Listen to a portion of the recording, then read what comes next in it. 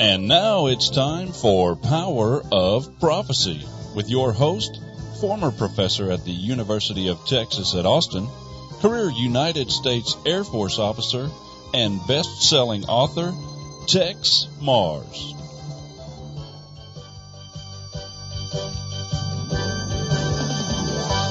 Hello, friends. This is Texe Mars, and welcome to another edition of Power of Prophecy.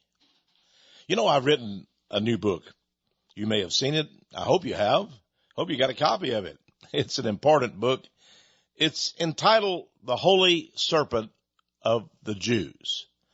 Now, we're going to talk a little bit about that book, but we have a lot more to discuss today.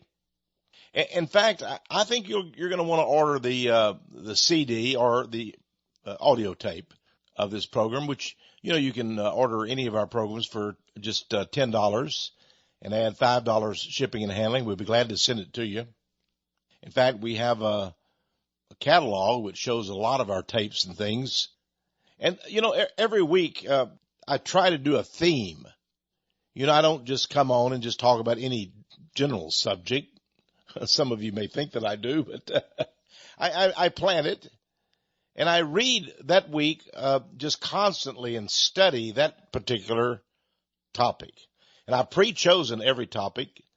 I don't usually just show up and just speak on, you know, extemporaneous, whatever comes out of my mind.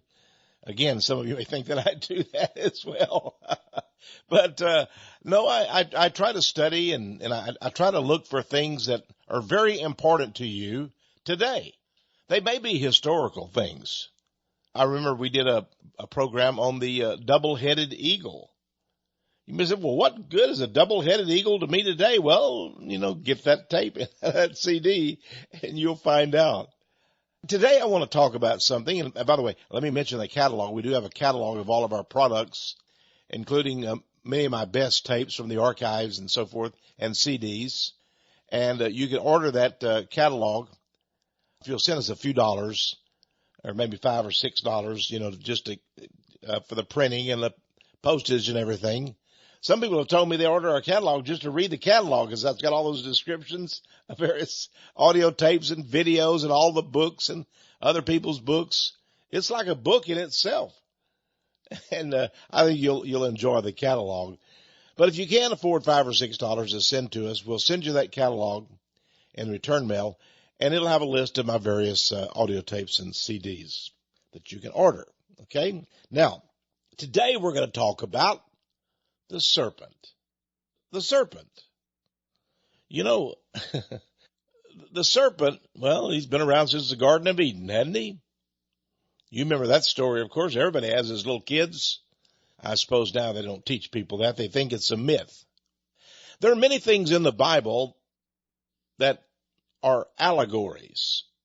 Now, what is an allegory? An allegory is really a narrative or a story about something that seems to be made up or a fictional myth, but it has incredible significance to your human life and circumstance.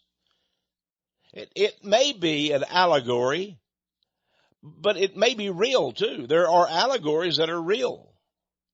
There are things that God put in the Bible to instruct you that maybe happen, but he's got a larger purpose. You know, a good pastor will take one story or one example from the Bible and expand upon it.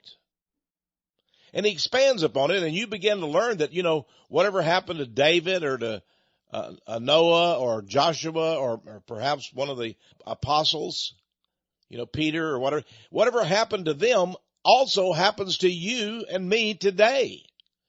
We have similar circumstances, things that occur to us.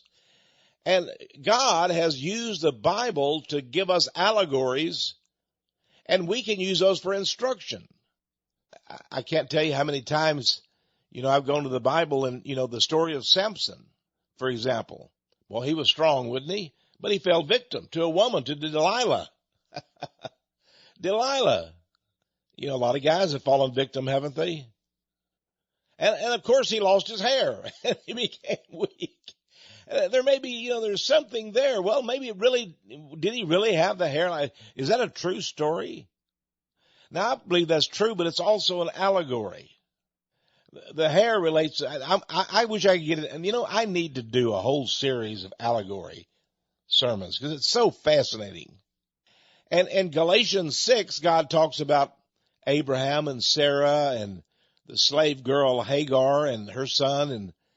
And you discover that Hagar and her son are not the children of promise. They're not the children of the covenant. No, Hagar, the slave girl, wasn't. And Sarah convinced Abraham to cast them out into the wilderness. It seems so cruel, doesn't it? Was Sarah jealous? Well, what's the deal here? Poor Hagar, she was a wife too, you might say. I mean, she had a child. But God intended that child not be a child of the promise.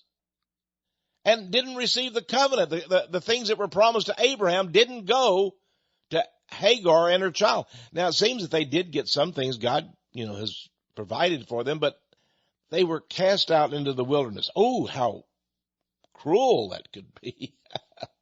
And it's interesting that God says that is the story of Israel. Uh-oh. They don't teach that in churches today.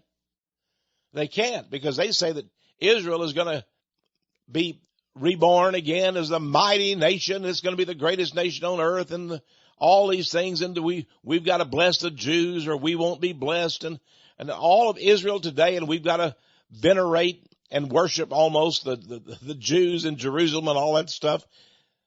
But Paul says Israel, a physical Israel, is Hagar and her son, the slave. They're in subjection. They're in captivity to Satan. Oh, again, I would have to say, uh-oh, as somebody surprised says. Oh, you mean Abraham and Sarah are not physical Israel? No, they're spiritual Israel. They have the promises. They give a picture of any race, anywhere, anytime, that belongs to Jesus. But Hagar and her son, no, they don't have the promise. They're cast out. Like physical Israel was cast out. Did you know that Jesus in Matthew, I believe it's 21 verse 53, you can back me up on that if I'm wrong. Write to me, would you? Every once in a while I'm wrong on a particular verse. But I know it was Matthew, I think it was chapter 21, where Jesus said to the Jews and the physical Israel, notice I said physical Israel, the kingdom is taken from you and given to another nation that will bear the fruits thereof. Oh, they lost the kingdom. What is the kingdom? You mean in the future, the kingdom that's going to come? No. The kingdom's already here. Jesus says the kingdom is at hand. Wherever Jesus is the kingdom of God. That surprises a lot of Christians. They're waiting for the kingdom to come. They pray the Lord's Prayer, thy kingdom come, thy will be done. Yeah, well, that's right. When your kingdom comes, your will be done. No, Jesus wants it to come right now in you. And he is, as a Christian, he is shaping your life and you're becoming more and more like Jesus. And if you don't, well, I guess you're just retarded spiritually. Well, physically too, maybe. We all get a little retarded physically, but spiritually. You're conformed to be like Jesus. The more you become like Jesus, the more you realize you're in the kingdom. And I've been around this ministry for many, many years, and I tell you, I'm no Superman. I guarantee you that. But God has protected me. We've had people threaten us, and, some congressman called up and he was so mad and he said, I'm going to be your worst nightmare. Some homosexual called and said, how dare you say these things about homosexual. I'm on your street right now. I'm coming down and I guess he had a gun or something, he said, and I'm going to, I guess he's going to take care of us all. But he never showed up. came to the ministry one night and there was something like written on the front porch. It was like the symbols. It was a witchcraft symbol. I guess the witches had heard about me and decided to come down and put a little spell on me. And so they had a little witchcraft ritual right there on my front door. I just walked right over it. Went right in and laughed about it. You know, you're protected by God. You're protected by God. And they play. You know, I was in a radio show down in Miami, Florida, Juan and I, and they had me to debate some lady who was one of these psychic fortune teller types. She was very clever. And her boyfriend came with her, you know, and Juan and I were sitting there and they were sitting on the other side. And, you know, so the host would ask me a question, ask her, and, you know, and he sort of interested. He was trying to be fair to both sides. But of course, I won because I had Jesus on my side. And I just kept pointing back to God. But anyway, as I was talking to the girl, I noticed the guy, he had a medallion, a round circular medallion around his, I couldn't see what the image was on it, but it was around his neck, her boyfriend. And, you know, it was lit up. You know, they had the lights in the studio, of course, and he had that, and he was bringing it sort of up and down on his neck. And I was wondering what he was doing. And then I realized he was trying to get the light to shine into my eyes, to blind me with a light from his medallion, you know, reflecting his medallion and then go over to my eyes. And I looked at him and I smiled real big, you know, and he was, you know, sort of, he didn't know what to say, but that's what he was doing. He was looking and trying to, that sneaky look eye. And I just thought to myself, this is ridiculous. You know, even if I'm blind, I still have God's word. That's not going to help you, friend. But anyway, we're talking about the serpent today. I'm getting off track here. Now listen, the serpent, you know, the serpent starts very early. And Jesus said, this is in Luke chapter 10, verse 18.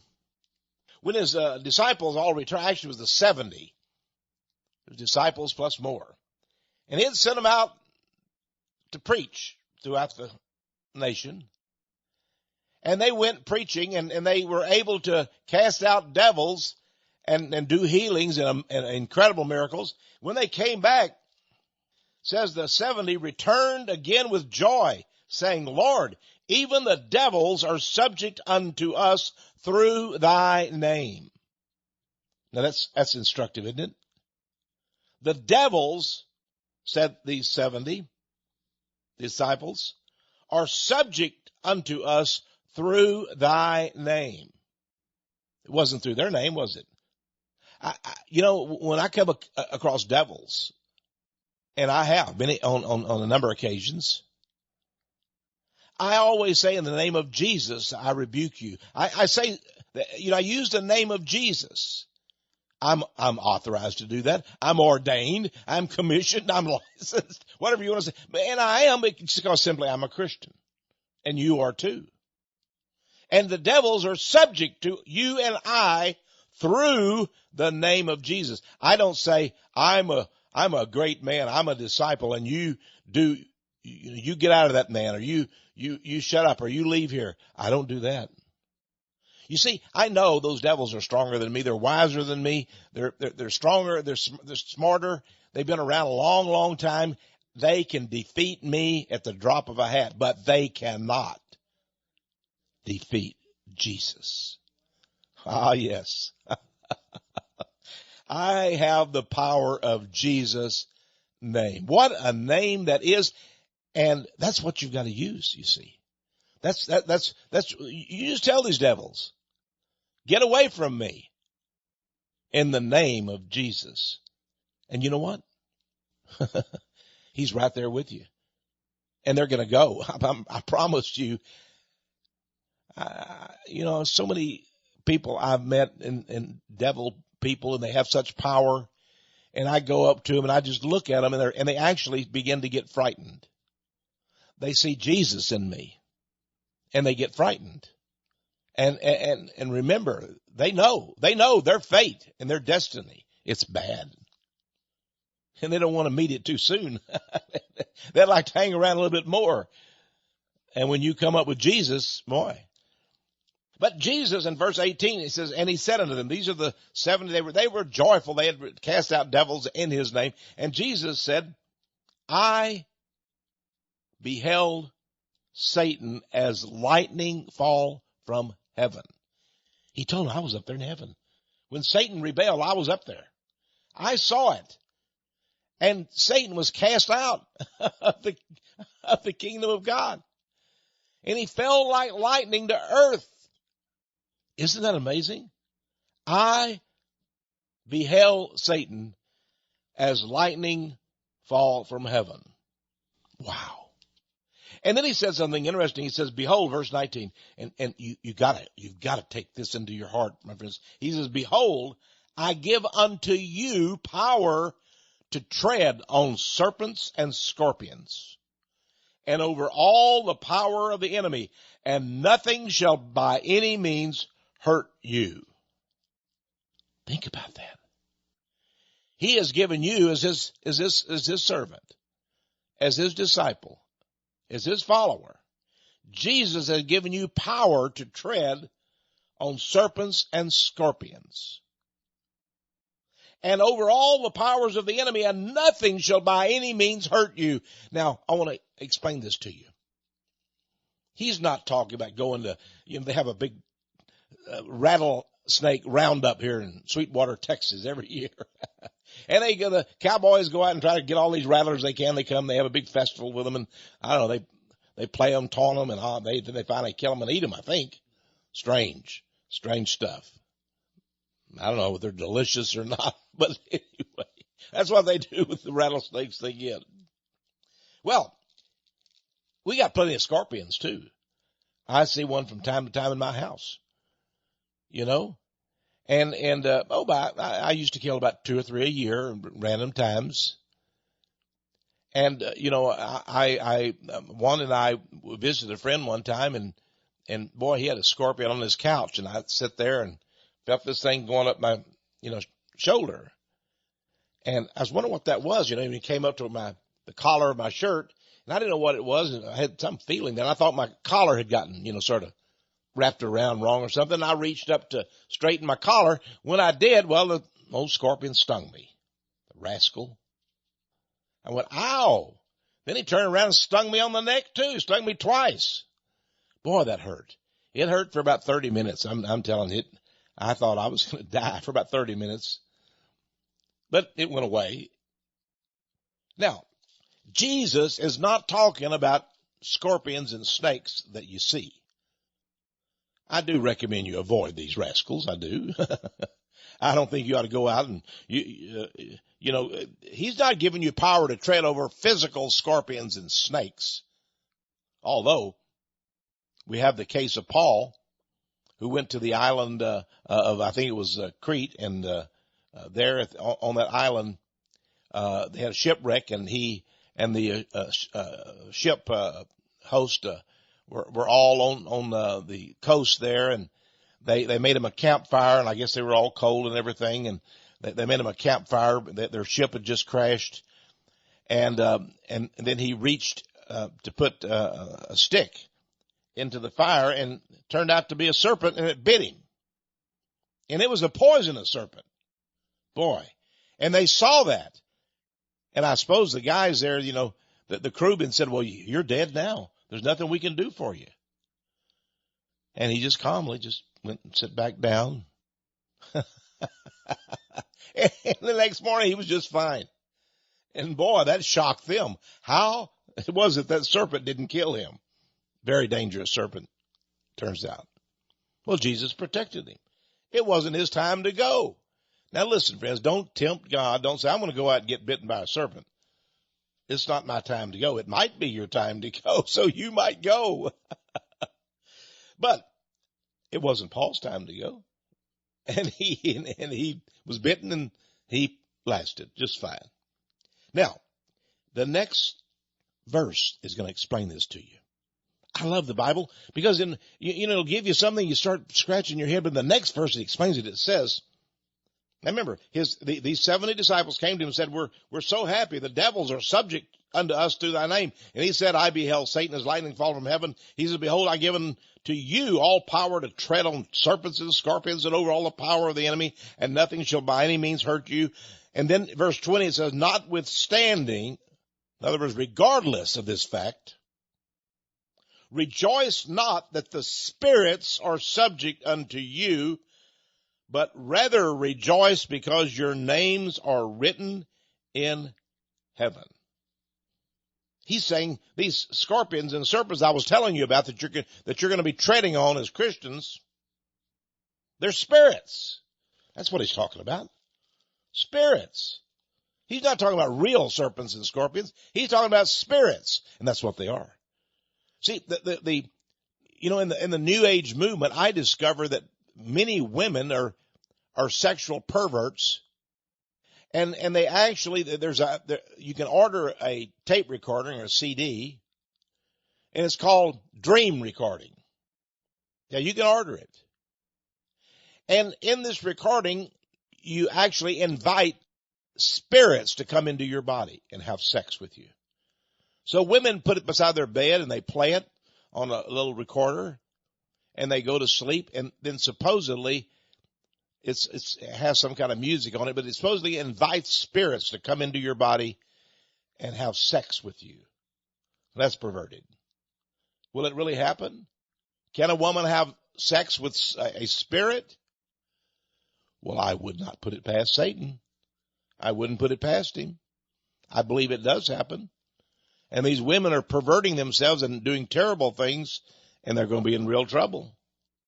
So he says, I give unto you power to tread on serpents and scorpions and over all the power of the enemy. Then he says, notwithstanding this, rejoice not that the spirits, those are the spirits.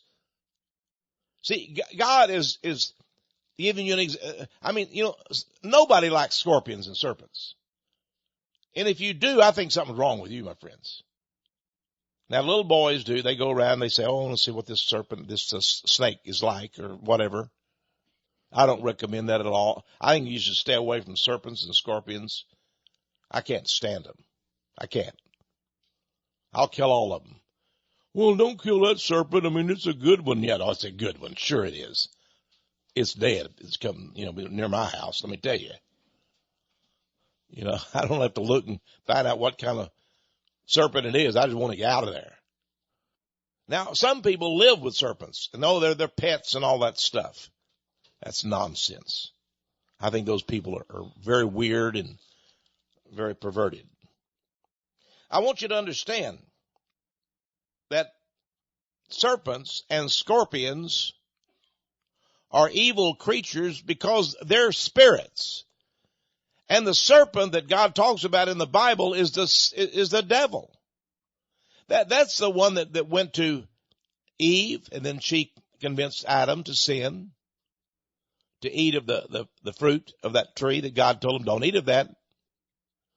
And the serpent came. It wasn't a serpent on the ground. It was a spirit. Now, is Satan able to shape himself into some kind of a body like a human being? Perhaps. Perhaps he is. He incorporates, himself into human beings, and he's able to possess human beings. I don't know what happened there, but I know that the serpent was a spirit. It was a demon, a devil. That's what it was. So I want you to understand that when we're talking about the serpent, we're talking about a spirit, the spirit of evil. And it's real, though. It may be an allegory, but it's real. Now, serpents have been around for a long time. In fact, ever since the world began, serpents have been worshipped as gods. They have been worshipped as gods. In every religion, it doesn't matter. I've gone down to Mexico, to the Aztec temples, the pyramids. And I found these paintings, these incredible paintings of the Aztecs and the other peoples there, of serpent gods that they worshiped. Wow. At the same time, you can go and look at the mummies in the various museums of the world, the Egyptian mummies, and in Egypt, in all the pyramids, and you're going to see that they also worship serpents, and they had them on their headdresses, on their head. They had the serpent. Some years ago, I read about a temple in the United States in Nashville, Tennessee. It was a great temple built to Athena around the year 1900, somewhere around there, very close to it. A gigantic temple. It was exactly like the temple of Athena in Athens, Greece. Now, Athena, who is Athena? Athena was the great goddess of Greece. Now, she was worshipped in many lands all over the world. In fact, the mother goddess, that's what they called her. She was worshipped in Egypt, in Syria, and Sumeria, throughout Europe, over in Britain. You come to the Americas, she was worshipped. You go to the islands of the Caribbeans, you're going to find the mother goddess is worshipped. And everywhere you go, she always has her serpents who accompany her.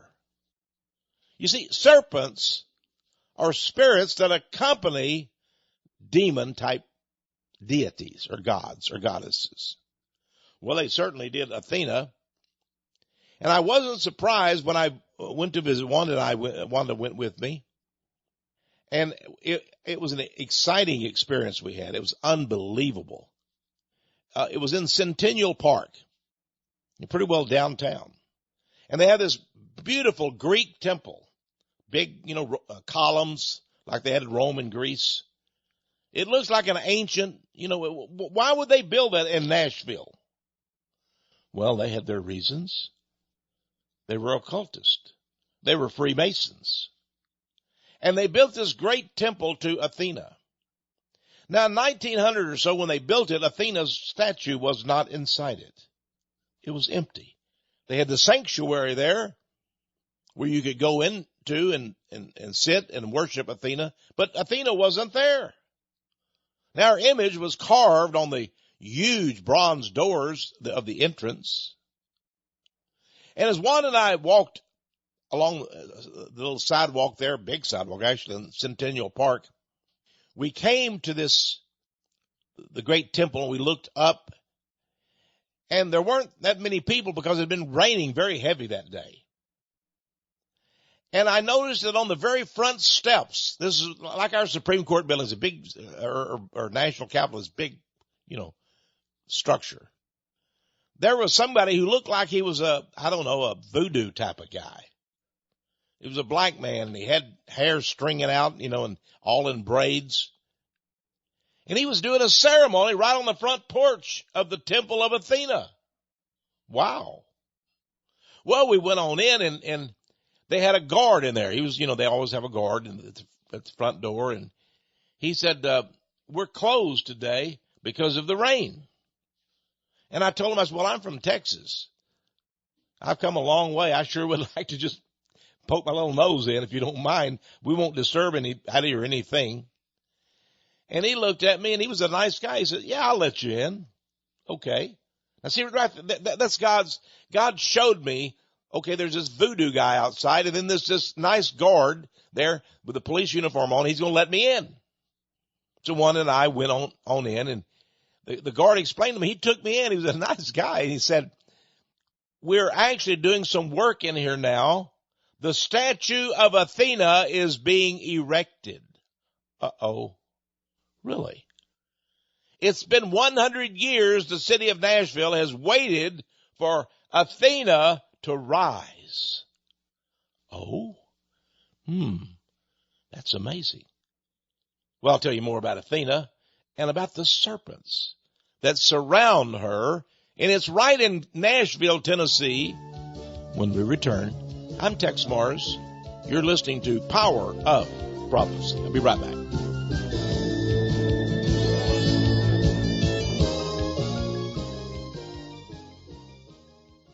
Hello, this is Texe Mars again. My book, Holy Serpent of the Jews. It's over 200 pages, I suppose. Well, let's see. No, it's actually 224 pages. The subtitle of Holy Serpent of the Jews is this: the rabbis' secret plan for Satan to crush their enemies and vault the Jews to global dominion. The Jews, the rabbis, have a secret plan. Now, not every Israeli knows about this. Not every Israeli has even any form of a god or deity. Many are atheist. Some are Buddhist. They say that Menachem Begin, who was once the prime minister of Israel, was actually, in secret, was a worshiping Buddhist. So you never know about Israel. But he claimed that God had given Abraham and Isaac and Jacob and so on. He said God gave our forefathers, the forefathers to the Jews, he had given us this land. Well, what do you mean? God? What God? You worship Buddha, buddy. But anyway, that's sort of the Jews. But I do know this, that the rabbis that are in power today, they have the same religion as they had when Jesus was there. Oh, they worship the God of the Old Testament? No. Jesus said to the Jews, you have for your religion, this is the words of Jesus, you have for your religion the traditions of the elders. The elders of Zion he was talking about. Well, does that have something to do with God? No, it doesn't. Their God, listen to me very carefully, friends, their God was and is the holy serpent. And Jesus knew it. He said to them, you serpents, you're like vipers, he said. And then he said to them, can you escape the damnation of hell? That's what he told them. Oh, they thought they were so smart, the Pharisees and the lawyers and all the others that they were so clever, and they had studied the Talmud and the Babylonian Kabbalah and all those things they had studied. But they forgot to study the Bible. Because the Bible is really just a fictional book and has no meaning for the Jews. And so they studied what their rabbis told them, which was the traditions. And the traditions taught them that there was a great serpent that was their God. And in this book, I tell you about that serpent. This is the only book in the entire world, as far as I know, in English at least, that explains the true religion of Judaism. I've never met a rabbi who challenged it. I've said many times that after this book came out this last year, that I would be glad to debate a rabbi.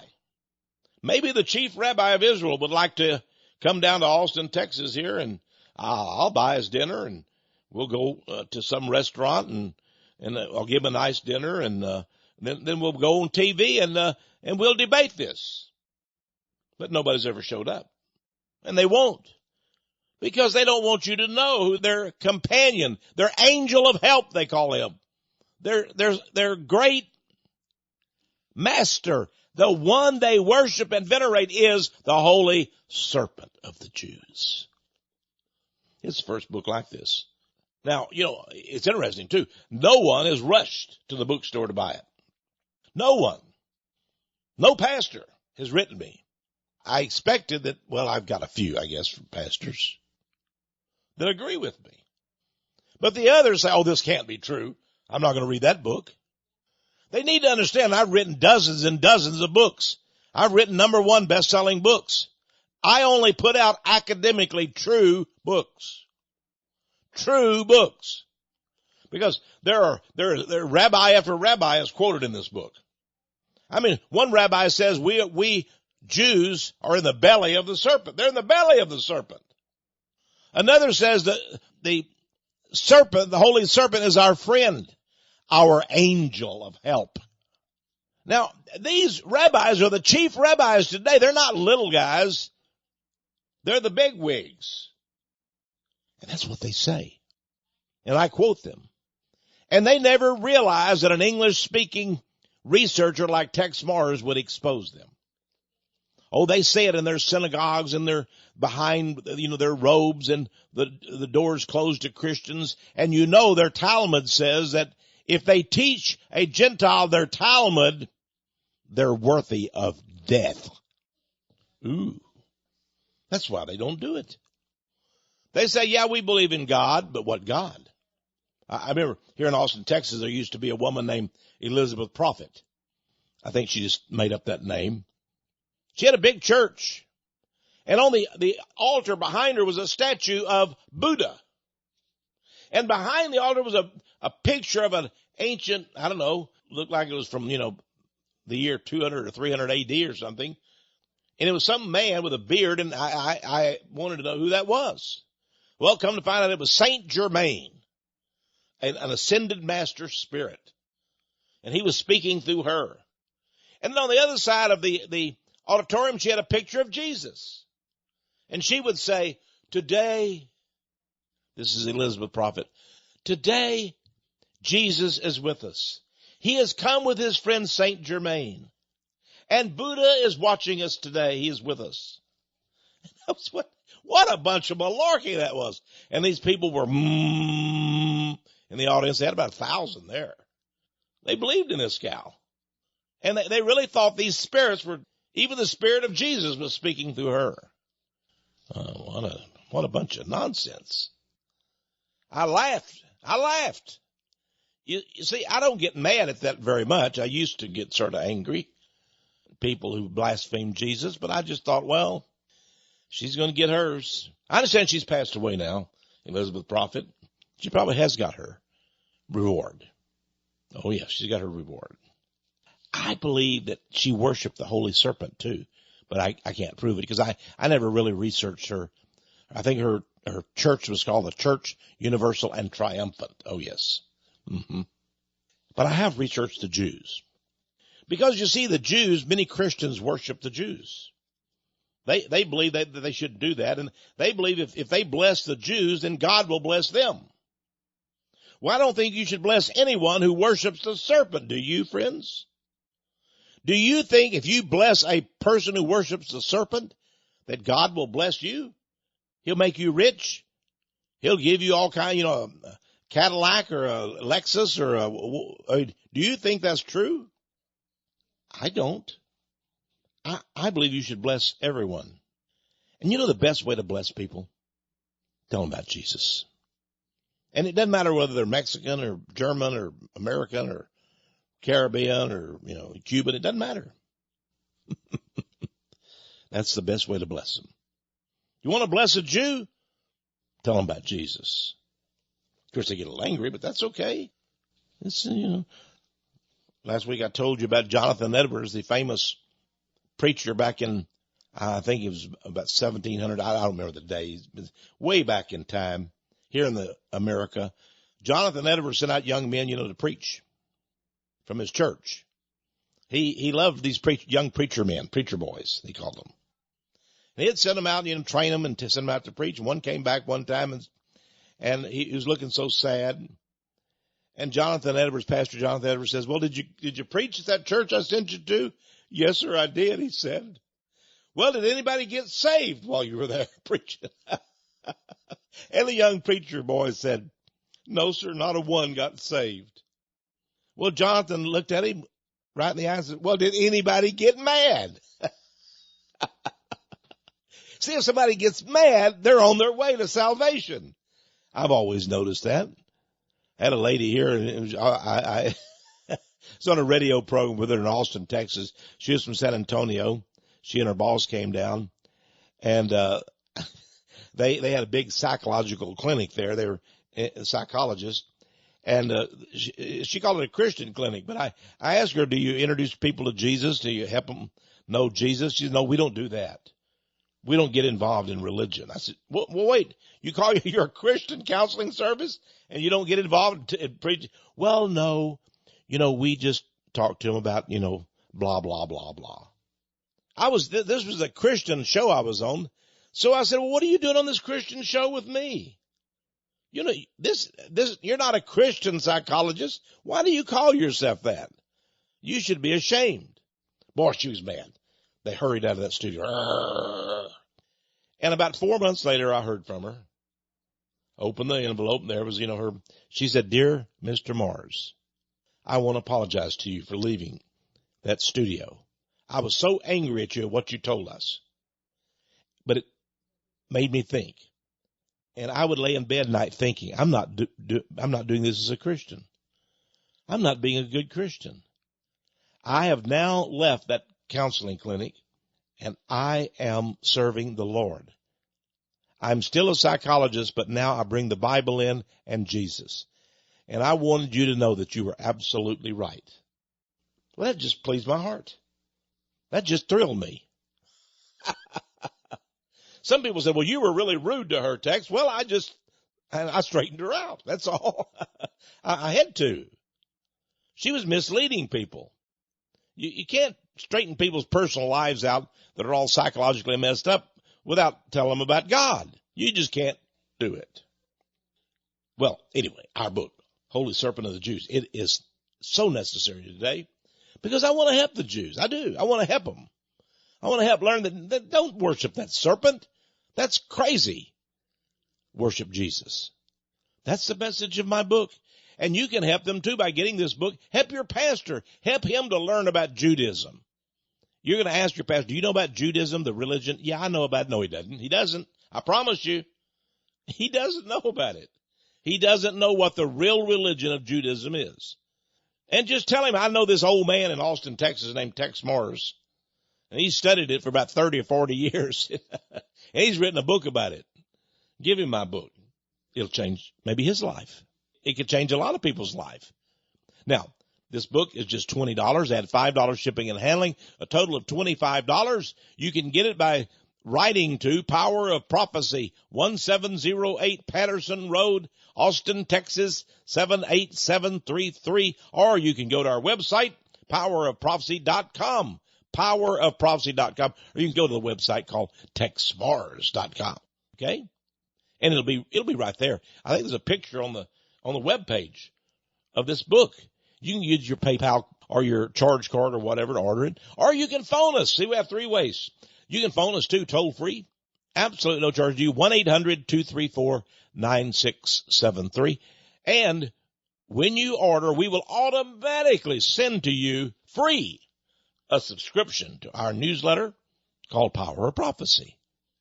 I think you'll really enjoy it. This month, we actually have an article entitled Atomic Bomb Secrets. Man, that's powerful. Atomic Bomb Secrets. Ah, yes, there's secrets of the atomic bomb. Wow. Okay, let's return now to our regular program. We're talking about serpents. And I was telling you about Athena in Nashville. And the guard took Wanda and I in. It had been a rainy day. Nobody was out there at Centennial Park, this gigantic structure. And he told me about they had a bookstore in there. And I bought several books, and I discovered that was it was built to the scale of the Temple of Athena in Athens, Greece. Within 1/8 of an inch, it was built to the detail. So we have the Temple of Athena in the United States. Now, by the way, that's the city, where the Southern Baptist Convention is, Nashville, Tennessee. And I thought that they would know all about Athena, the great goddess statue. Now, I found out that it was 42 feet tall. That's big. 42 feet tall. 4 plus 2 equals 6. A gigantic statue towering in that sanctuary. Let me just digress for a moment to tell you that I went back to my hotel room and I phoned up the Southern Baptist Convention. And nobody seemed to be in that day, but I talked to a nice lady. She was one of the officials there. And I said, "What about that statue of Athena here in Nashville?" "What statue?" I said, the great big, this is a gigantic, you got a whole temple to her, built to her. "Oh, we don't know anything about that." You don't? The Southern Baptist Convention, the largest denomination in America, you don't know anything about the Temple of Athena? The Temple of Athena was worshipped during the time of Jesus Christ. In fact, she also existed under the name Diana, goddess of the Ephesians. She was called Venus by the Romans. She had many names. ISIS, of course. They even call ISIS today, don't they? The terrorist group. That's one of her names. And I said, you don't know anything about her, no? Do you know anything about Diana? I've never heard of Diana. I said, well, you ever read the book of Acts where Paul talks about the people there that wanted to kill Paul because he was taking them away from the goddess Diana? All the silversmiths had been made all these mementos of her and were selling them, and they had this big statue of her, and I've never heard of that. Boy, you know, these people, they don't read their Bibles. It's in the book of Acts, Diana. And Paul said she was the goddess whom all the world worships. Man, think about that. The whole world worshiped her. Well, there I was in Nashville. There was her statue, 42 foot tall. And it was behind it, this gauzy stuff, this gauze type cloth hiding the statue. You know how an artist, he doesn't really unveil the statue till the grand opening. They had not had the grand opening. Nobody could see that statue. But this is an amazing story. The police guard took me and Wanda back, and then he went behind the gauze. I couldn't see the statue, you see, but I knew it was there because he told me there's a statue there. And the artist was there with about 5 or 6 of his assistants. I didn't know, even the sculptor, you know, I didn't know that they had all these assistants helping them. And they were there carving and working on that statue. And it was ready to go. I mean, it was ready to unveil, as I determined. But he went back, talked to the guy, and he said, you know, I guess he told him, you know, these people are from Texas. And by the way, I also told him I put out a newsletter called Power of Prophecy. And I would love to talk about that statue in my newsletter. And I thought maybe that would get the artist, you know. The sculptor was there that day working with all of his assistants on the statue. And the next thing I knew, he came out from all the linen and everything and motioned for me to come forward. And I went up there, and Juan and I, we beheld. He brought us under the gauze, and there we were, face to face with this fantastic statue. And the first thing I noticed was in her hand was a serpent. A huge serpent was in her hand. And on the ground below her were other serpents. Oh my. There was the great Athena with her crown, queen of the universe, I suppose. I found out later that Athena came from the mind, supposedly, direct from the brain or the mind of Zeus, the father of the gods of Athens, Greece. Then when I visited, by the way, later on the United Nations in New York, I went inside, and right there, when you go inside the United Nations building, there's a statue. It's of Zeus. No, you won't find a statue of Jesus. You won't find one of Paul. You won't find one of Moses, but you will find a statue of Zeus, the father of the gods. He was the devil as far as I was concerned, but there he is in New York at the United Nations, representing all the nations of the world. Zeus, our great God. Amazing. But now Nashville, there it was. In Nashville, Athena. They told me they had waited 100 years to build it for some strange reason. The people had been waiting and waiting, and finally it was time. Boy, you see, our lifetime, they feel like this is the 21st century. This is going to be when their Antichrist comes. And they're going to have the fulfillment. They're going to bring back all the old religions. So anyway, I talked to the artist. His name was Alan LeQuire. I said, Mr. LeQuire, this is an incredible situation here. He said, yes. I said, well, tell me, who wants a statue like this? What is its purpose? And he looked at me and he said very sincerely, many people will worship it, he said. I said, really? Oh, yes, he said. There are many in the environmental movement and in the goddess movement among the feminists who will come and worship this statue of Athena. And, of course, the serpents who accompany her. And then I remembered I had read about the gods of ancient Greece and how if you go in some of the temples, they literally had serpents inside, and they would be crawling about. There you were, and there they were, these serpents. And they would put out bread, loaves of bread, as offerings to the gods or goddesses. And the serpents would glide over the bread. And the people thought that the bread was being blessed, and they would take the loaves and eat of the loaves that had been blessed by the serpents. Now, I want you to understand, again, those serpents represent spirits. And I was told that each of the serpents represented various planets in the sky. Oh, yes, they're into astrology too, you see. Anyway, Mr. LaCroix was a very interesting man, and he told me all about the environmentalist and so forth. And then he said, we're going to have our grand opening just next month. You're being allowed to see this incredible statue. This is sort of special, he said. They were going to close up this monument today, and we were the only ones working in here. And I said, I thought the door was closed, but you and your wife got in somehow. I said, well, the door was open. We just walked in. He said, well, I'm glad you did. And he was very nice to me. And I did write about it in my newsletter. It was a feature article. And then I wrote about it in my book, Mysterious Monuments. Athena, there were her serpents, her companions, her angels of help. Now, let me tell you about another story. These are true. I was in Silicon Valley. I went there to speak at a conspiracy group. And while we were there, we drove over to San Jose, California. Pretty big city in California. I'm not a big fan of California, you know. They say many people in California now want to leave the United States. You know, all the actors and actresses and all that. And they're welcome to go. I've been hoping they'd fly off to Canada any day now, but they still haven't left. They're angry, you know, about Trump being president. You know, Ashley Judd and Madonna and all those wackos and weirdos.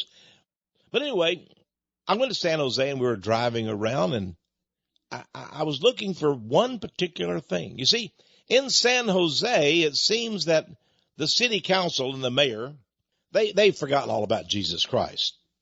And they wanted to build a statue to worship the God of Mexico, of the Aztecs. Now think about that. Now I want to tell you that they chose city land and they built this statue to the God of the Aztecs. And they built it on city land. The government of the city of San Jose. Now, of course, if it had been a statue of some Christian figure, they would have taken it down instantly. You know, the Ninth Circuit Court of Appeals, or that crazy judge up in Seattle that ruled against Trump, they said you can't have a Christian statue on government land. But it was okay to have this Aztec god. And guess what it was, friends? It was nothing less than a big statue of a rattlesnake. And it had a little bronze, you know, engraving on it. And it says this is a statue of, I think it was Quetzalcoatl, the plumed feather serpent god of, you know, the Aztecs. Something like that on the side of it. I can't even remember now. I think I took a picture. I'll probably put it in some book in the future. I don't know. But here it was. It was pretty big. And cars were passing around it. So there they were, worshiping or venerating or at least recognizing the God of San Jose. So you want to know about the God of San Jose? It's a big rattlesnake god. And you think, well, Jesus doesn't mind that. Surely there are Christians in San Jose. But I asked around there, I said, did anybody complain about this? They said, no. Did anybody go to the San Jose City Council and say, we don't want this statue in our city? No. There are no Christians that complained? No. But wait, I've gone and driven around. I've seen these big churches, Baptist, Methodist, Presbyterian, everywhere. None of them care about the rattlesnake god? Well, no. Oh, my. America is a perverted nation. And we now allow these demon gods, they represent demons and demon spirits down in Nashville, Tennessee, over in San Jose, California. But wait, I'm not finished yet. I went to George Washington National Monument. It's actually the National Masonic Monument. The George Washington National Masonic Monument. Sort of a tongue twister there. A huge building in Georgetown, out of Washington, D.C., near Georgetown. Big building. And the Freemasons are very proud that they built this building. And I saw all their symbols and everything, and I went inside, and there was a huge statue, I don't know, 30 or 40 foot tall, to George Washington. And there were murals painted on the wall. And I noticed one mural. This is the George Washington National Masonic Monument. And I noticed they had a little sign there that said what that was. It was a painting by a famous painter. It was huge. Took up the whole wall, this mural. And the painting said, this is a scene from the church in Philadelphia, Pennsylvania, right after the Declaration of Independence, and back in 1776 or 7 or something, you know. And there they were. And there, the pastor was there, and he was famous, and there was, various, Benjamin Franklin and, James Monroe and Thomas Jefferson. No, not Thomas Jefferson, but the other. All the characters that you've ever read about in American history that were Freemasons and presidents. There they were in the church. A nice church scene. Pastor was up preaching. But I looked again and again, and I took a picture of it. I couldn't believe it. There inside the church, this is a picture of the church back in the days of George Washington. By the way, he was there in the picture. There was a chair that looked down on everybody. It was just one chair. It did not have, the other chairs all had people, but this one didn't have people. There was a serpent. A serpent. A serpent was attending. A serpent was observing. A serpent was guiding. They're saying that the serpent guided our destiny. Our nation is framed around the observations of the serpent. The serpent looked down upon us and our founding fathers. That's a flat out horror. There it was. And they told me that 1 million people a year at least visit the George Washington National Masonic Monument. And I asked the man there, I saw a serpent up there. And he smiled, the Mason that worked there. I said, does anybody complain about the serpent in that picture? That painting? No, you're the first. I'm the first man out of millions to go there. Millions. I'm the first to complain about the serpent. Friends, listen. Avoid the serpents in your life. Avoid the demon spirits. Stay close to God. Religions, Judaism, all of Buddha, all of these religions, all the way back to the Aztecs, the Toltecs, the Mayans, all of them worship the serpent. They still do. Yes, they do. The Druids, they worship the serpent. But Christianity, no. It tells us about the serpent. He's that old dragon. That's right. He's the old dragon, the old devil. That's in the book of Revelation, the serpent. And his destination, I want you to know, if you worship the serpent, if you honor him, you will go where he's going, which the Bible says is the lake of fire. That's his destiny. That's where the serpent is going. As for you and I, friends, we worship Jesus Christ. We're free. Jesus said in